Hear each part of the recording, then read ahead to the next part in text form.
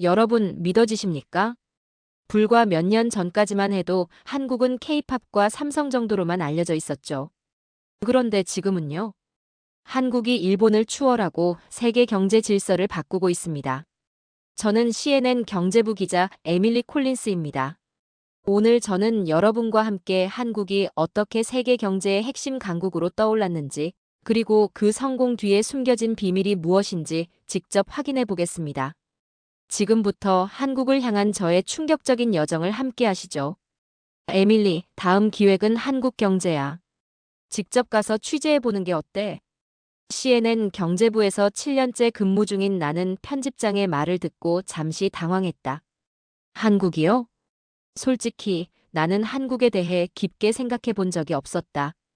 미국 기자로서 나는 미국이 세계 경제의 중심이라고 믿어왔고, 우리가 만들어낸 금융 시스템과 실리콘밸리의 혁신이 곧 글로벌 트렌드를 주도한다고 확신했다. 그런데 요즘 들어 CNN 시청자들이 한국 경제에 대한 관심을 보이고 있다는 거다. 왜 하필 한국일까? 내 머릿속에 떠오르는 한국에 대한 이미지는 단순했다. K-팝의 나라 BTS, 블랙핑크 같은 아이돌 그룹이 인기 많다는 건 알고 있었다. 삼성과 현대가 있는 나라 솔직히 삼성 스마트폰은 인정한다. 맛 있는 한국 음식이 있다는 것 특히 불고기와 비빔밥은 자주 먹어봐서 잘 안다. 하지만 경제적으로는 나는 여전히 한국이 일본이나 독일 같은 나라들에 비하면 한참 부족할 거라고 생각했다. 한국? 삼성이나 현대 같은 기업들은 유명하죠. 하지만 미국이랑 비교하면 상대가 안 되잖아요. 나는 무심코 그렇게 말했다. 그런데 내 말이 끝나기도 전에 옆에 있던 동료 기자 마이클이 피식 웃으며 스마트폰을 내밀었다. 에밀리, 이 기사 봤어? 한국의 1인당 GDP, 일본 추월 임박. 나는 순간 눈을 의심했다. 뭐라고요? 이건 농담이 아니었다. 1인당 GDP 국내 총생산란. 한 나라의 국민들이 평균적으로 얼마나 경제적으로 풍요로운지를 나타내는 수치인데. 그러니까 한국 국민들의 경제 수준이 일본 국민들보다 더 높아지고 있다는 뜻이다. 아니, 일본은 한때 세계 2위 경제 대국이었잖아. 우리도 늘 일본을 아시아 경제 최강국으로 생각해왔는데 한국이 일본을 따라잡았다고? 이게 말이 돼? 나는 스마트폰을 받아들고 기사를 찬찬히 읽어내려갔다. 그리고 내 눈을 의심할 만한 데이터들이 연이어 등장했다. 삼성, SK하이닉스, 세계 반도체 시장 점유율 70% 돌파. 서울, 세계 최고의 스마트시티 선정. 한국, 글로벌 전기차 배터리 시장 1위 달성. 잠깐만. 이거 무슨 소리야? 반도체는 현대 사회에서 산업의 쌀이라 불릴 정도로 중요한 핵심 기술인데. 스마트폰, 노트북, 전기차, AI 시스템까지. 반도체 없이는 작동할 수 있는 전자기기가 하나도 없지 않은가. 그런데 한국이 이 반도체 시장을 70% 이상 장악하고 있다고? 그럼 미국 IT 기업들도 한국 반도체에 의존하고 있다는 거네. 그 순간 나는 머릿속이 복잡해지기 시작했다. 대체 한국이 언제 이렇게 성장한 거지? 나는 곧바로 인터넷에서 한국 경제에 대한 정보를 더 찾아보기 시작했다. 그리고 몇 분 만에 나는 또 하나의 충격적인 사실을 발견했다. 전 세계 주요 대학에서 한국어 강좌 개설 붐. 미국과 영국의 주요 대학들 즉 하버드, 옥스퍼드, 스탠퍼드, MIT 등에서 한국어를 배우려는 학생들이 급증하고 있다는 기사가 눈에 들어왔다. 학생들이 프랑스어나 독일어가 아니라 한국어를 배우고 있다니. 이게 단순한 K-POP 열풍 때문일까? 아니면 한국이 진짜 세계 경제의 중심으로 떠오르고 있기 때문일까? 점점 궁금증이 커졌다. 그래서 나는 자리에서 일어나 편집장 사무실로 향했다. 보스, 저 한국으로 가겠습니다. 직접 확인하고 싶어요. JFK 공항, 한국으로 떠나다. 나는 그렇게 뉴욕 JFK 공항에서 한국행 비행기에 몸을 실었다. 비행기에 앉아 창밖을 바라보면서 나는 스스로에게 물었다. 한국이 정말 일본을 넘어설 만큼 경제적으로 강해졌다고? 한국이 세계 경제 질서를 바꿀 만큼 성장했다고? 나는 솔직히 아직도 믿기지 않았다. 내가 아는 한국은 그저 K-팝과 삼성 스마트폰이 유명한 나라 정도였으니까. 하지만 한 가지 확실한 건 있었다. 내가 지금 가고 있는 한국이 과거의 한국과는 완전히 다른 나라일지도 모른다는 것. 나는 CNN 기자로서 진짜 대한민국을 확인하고 그 진실을 전하기 위해 한국으로 향했다. 비행기가 인천국제공항에 착륙하는 순간 나는 창밖을 바라보며 깊은 숨을 들이마셨다. 드디어 한국이다. 기내 방송에서 승무원이 부드러운 목소리로 안내했다.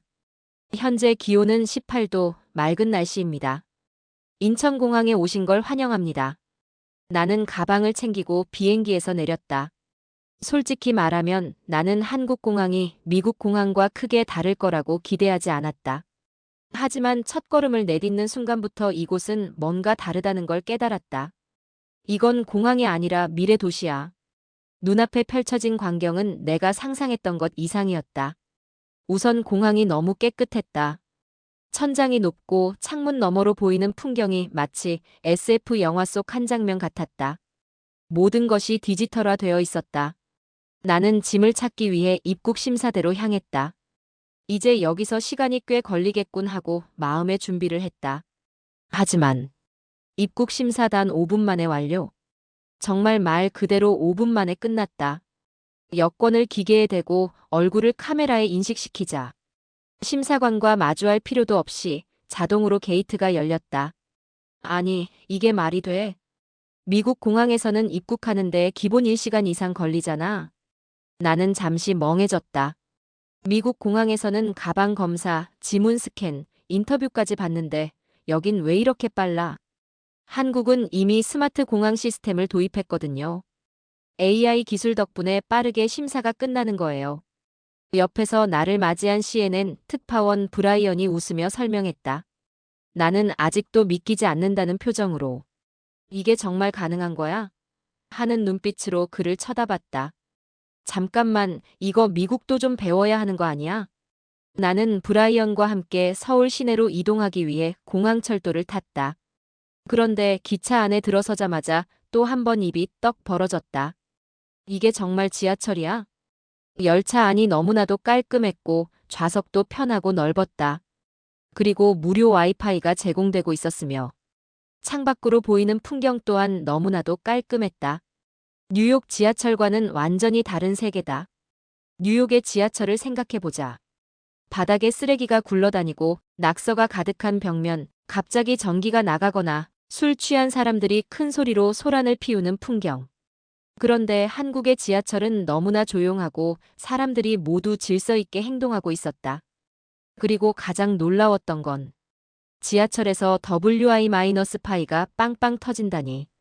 어떻게 터널 안에서도 인터넷이 이렇게 잘 돼? 유튜브 4K 영상도 끊김없이 재생된다고? 뉴욕 지하철에서는 전파가 끊겨서 전화도 안 터지는데 여기선 영상 통화까지 가능했다. 나는 감탄을 하며 브라이언에게 물었다. 이거 원래 이렇게 잘 돼? 네, 한국은 오지 기술이 세계 최고 수준이잖아요. 그때부터 나는 슬슬 이 나라 뭔가 다르다는 걸 깨닫기 시작했다.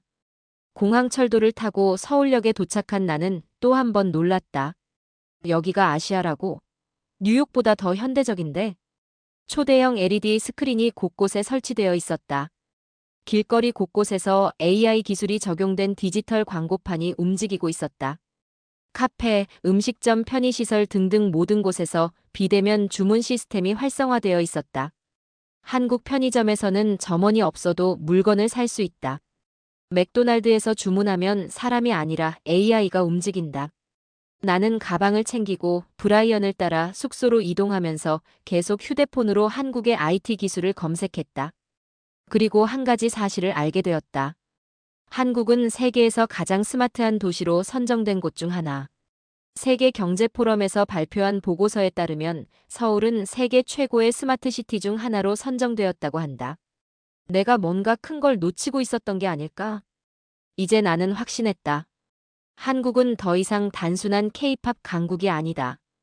이 나라는 기술과 혁신의 중심지였다. 무인 매장과 스마트 기술 체험. 그날 저녁 나는 브라이언과 함께 숙소 근처의 편의점에 들렀다. 그런데 가게 안을 둘러보니 직원이 한 명도 없었다. 점원이 없는데? 어떻게 계산하는 거야? 브라이언이 웃으며 말했다. 여긴 무인 편의점이에요. 계산도 자동으로 됩니다. 나는 물건을 고르고 바코드 스캐너 앞에 가져다 댔다. 띠링. 3,000원 결제 완료. 카드를 넣을 필요도 없이 자동으로 인식되었다. 이거 미국보다 더 발전한 거 아냐? 나는 편의점에서 나와 서울의 밤거리를 걸으며 생각했다. 한국이 이렇게 앞서가고 있었다니 미국도 배워야 할 게 많겠는데? 그 순간 나는 한국에 대한 내 편견이 무너지고 있다는 걸 깨달았던. 한국에서의 하루가 지났다. 한국에 도착한 지 이틀째, 나는 삼성전자 본사를 방문했다. 출근 시간이 조금 지난 아침, 삼성 본사 로비에 들어선 순간 나는 또 한 번 놀랐다. 정말로 건물이 너무 깨끗하고 현대적이었다. 사람들이 모두 바쁘게 움직이지만 무질서함이 없었다. 대기업 직원들의 옷차림이 깔끔하고 단정했다. 나는 CNN 특파원 브라이언과 함께 삼성의 홍보 담당자를 만나 인터뷰를 시작했다. 삼성전자가 이렇게 빠르게 성장할 수 있었던 비결은 뭘까요? 무엇보다 속도와 팀워크입니다. 홍보 담당자는 자신있게 대답했다. 그는 이어서 한국 기업들이 왜 강한 경쟁력을 가질 수밖에 없는지 설명해줬다. 한국 기업들은 빨리빨리 문화가 뿌리 깊게 자리 잡고 있어요. 의사결정이 빠르고 실행력이 강하죠. 나는 고개를 끄덕였다. 미국에서는 새로운 프로젝트를 진행하기 위해 회의를 하고 또 회의를 하고 승인 과정을 거치고 몇 달 후에서야 실행 같은 복잡한 절차를 거친다. 하지만 한국은 회의 후 즉시 실행하고 빠르게 수정하는 등 즉각적인 피드백 반영 이런 식이었다. 이런 속도라면 미국 기업들도 긴장해야겠는데? 그러던 중 나는 한국 기업 문화에서 가장 흥미로운 부분을 직접 경험할 기회를 얻게 되었다. 바로 회식이었다. 그날 저녁 나는 삼성의 팀장들과 직원들이 함께하는 회식에 초대받았다. 솔직히 처음엔 거절할까 고민했다. 미국에서는 퇴근하면 끝이다. 업무가 끝난 후에 동료들과 술을 마신다. 그런 문화는 익숙하지 않았다. 하지만 브라이언이 내 어깨를 툭 치며 말했다. 에밀리, 내가 한국 경제의 비밀을 알고 싶다면 회식은 꼭 경험해야 해. 나는 결국 초대를 받아들였고 저녁 7시 서울 강남의 한 전통적인 한식당에서 회식이 시작되었다. 자, 다들 한 잔씩 따라 볼까요? 팀장이 웃으며 말했다. 나는 조금 긴장한 채 잔을 들었는데 그 순간 내가 예상하지 못한 일이 벌어졌다. 이제 막내가 건배사를 해야죠. 네. 막내가 건배사를 한다고요? 나는 너무 놀라 브라이언을 쳐다봤다. 미국에서는 상사가 분위기를 주도하는 게 일반적이다. 그런데 한국에서는 신입사원이 건배사를 한다. 나는 조금 당황했지만 신입사원은 오히려 환하게 웃으며 잔을 들었다. 우리 팀, 올해도 열심히 일하고 더 성장했으면 좋겠습니다. 파이팅. 그 순간 모든 사람들이 환하게 웃으며 술잔을 부딪혔다. 이게 바로 한국 회사의 팀워크구나. 미국 회사에서는 상사와 부하 직원 사이에 철저한 위계 질서가 있다. 하지만 한국에서는 수직적인 관계 속에서도 가족 같은 문화가 존재했다. 상사와 부하 직원이 한자리에서 술잔을 기울이며 소통하고 서로의 고민을 나누고 업무 이야기뿐만 아니라 인간적인 교류도 이루어지고 있었다. 나는 그날 밤 회식을 통해 한국 회사들이 강한 이유를 깨닫기 시작했다. 하지만 솔직히 말하면 한국의 문화가 다 좋게만 느껴졌던 건 아니었다. 나는 회식 자리에서 작은 불편함도 경험했다. 어느 순간 한 상사가 나에게 물었다. 에밀리, 한국 음식 괜찮아요? 회식 문화는 어때요? 나는 솔직히 말하고 싶었다. 음식은 맛있지만 사실 회식 문화는 조금 부담스러워요. 업무가 끝난 뒤에도 회사 사람들과 어울려야 한다는 게 익숙하지 않아요. 하지만 나는 순간 주저했다. 솔직하게 말해도 될까? 그리고 조심스럽게 대답했다. 솔직히 말하면 미국에서는 퇴근 후에 개인 시간을 더 중요하게 생각하는 편이에요. 그 순간 상사의 얼굴이 약간 굳어지는 것 같았다. 아, 내가 실수했나? 나는 순간 불안했지만 곧 상사가 웃으며 말했다. 그렇죠. 사실 한국에서도 요즘 젊은 세대들은 그런 부분을 고민하고 있어요. 그래서 요즘은 회식을 강요하지 않는 회사들도 많아지고 있어요. 나는 마음이 놓였다. 한국 기업 문화도 변화하고 있다는 걸 알게 되면서 한국의 장점과 미국의 장점이 조화를 이루면 더 좋겠다는 생각이 들었다. 시간은 흐르고 흘러 한국에서의 마지막 날이 되었다. 나는 서울 강남 거리를 걸으며 깊은 생각에 잠겼다.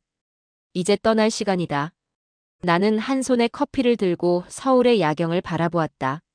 도시 전체가 휘황찬란한 불빛으로 가득 차 있었고 밤 늦은 시간에도 거리는 활기가 넘쳤다. 한국이 70년 만에 이뤄낸 기적, 미국도 배워야 한다. 나는 CNN 경제부 기자로서 이 기적을 세상에 알릴 책임이 있다고 느꼈다. 그렇게 나는 뉴욕행 비행기에 올랐다. 뉴욕 JFK 공항에 도착하자마자 나는 곧바로 CNN 사무실로 향했다. 오랜만에 돌아온 뉴스룸은 여전히 분주했다. 에밀리, 한국 출장 어땠어? 나는 노트북을 켜고 한국에서 취재한 자료를 정리하며 동료 기자들과 이야기를 나눴다. 한국이 대단하긴 하지만 미국을 넘어설 정도는 아니잖아. K-팝과 삼성 정도만 유명한 거 아닌가? 나는 미소를 지으며 대답했다. 아니, 너희가 아는 것보다 한국 사람들은 훨씬 더 대단해. 나는 곧바로 한국에서 찍어온 영상과 데이터를 보여주었다. 한국의 1인당 GDP가 일본을 넘어서고 있었어. 삼성과 SK하이닉스가 반도체 시장을 장악하고 있었고, 서울은 세계에서 가장 발전된 스마트 시티 중 하나야. 그리고 나는 마지막으로 한 가지 더 강조했다. 한국은 이제 글로벌 트렌드를 만드는 나라야. 나는 동료들에게 물었다.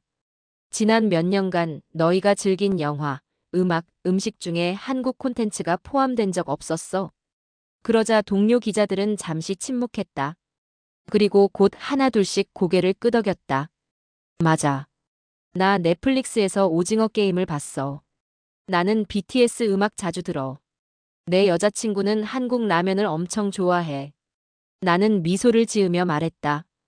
봐, 한국은 이제 우리 같은 외국인의 일상 속에도 스며들었어. 나는 한국에서 배운 것들을 정리하며 한국이 세계 경제에 미치는 영향을 다시 한번 분석했다. 반도체 산업은 삼성, SK하이닉스가 없으면 애플, 테슬라, 구글도 어려움을 겪어. 반도체 시장에서 한국이 차지하는 비중이 무려 70%가 넘으니까. 자동차 앤드 배터리 분야는 현대와 기아가 글로벌 시장에서 전기차 혁명을 이끌고 있어. LG에너지솔루션, 삼성 SDI 같은 기업들이 전기차 배터리 시장을 주도하고 있지. IT&AI 등 테크 분야에서도 네이버, 카카오 같은 기업들도 AI 개발에서 세계적인 수준이야. 한국은 오지 기술도 세계 최고야. 인터넷 속도는 미국이 따라갈 수도 없어. 나는 점점 확신이 들었다. 한국이 없으면 지금의 세계 경제도 제대로 돌아가지 않을 거야. 그러던 중 나는 한국에서 취재했던 한 가지 흥미로운 사실을 떠올렸다. 현재 유엔에서 한국어를 공용어로 지정하려는 움직임이 있습니다.